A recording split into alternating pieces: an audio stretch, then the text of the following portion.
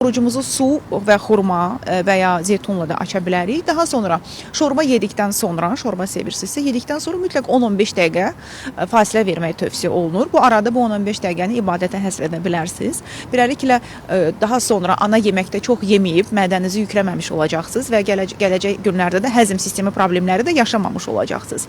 Olunan səhvlərdən də biri sürətlə yemək. Uzun müddət ac qaldığımız üçün yeməkləri çeynəmədən udmaqdır ki, bu məqamda da diqqətli olmağa çağırıram bizim izləyicilərimizi ki, yeməkləri yaxşı çeynəmək, hər tikədən sonra çəngəli yerinə qoymaq və ağzımızdakı qida sıyıq halına gələnə qədər onu çeynəmək önəmlidir. Yaxşı olar ki, iftar süfrəsində hazırlayacağımız, yeyəcəyimiz yeməklər çox yağda qızarmamış olsun, souslu olmasın, çox duzlu olmasın, şorabalardan mümkün qədər az istifadə edək. İçki olaraq da şirin içkilər, meyvə şirələri, qazlı şirin içkilər olmasa daha yaxşı olar ki, özümüzü yeməkdən sonra halsız, bitkin hiss etməyək.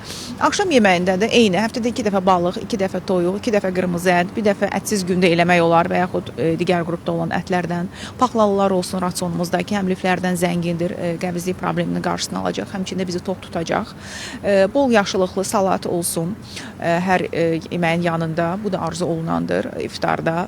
Xəmir xörəklərindən uzaq dursaq daha yaxşı olar ki, ani qan şəkərinin dalğalanmasının qarşısını alaq, istər imsaqda olsun, istər iftarda və sağlam bir şəkildə Ramazan ayını bitirək.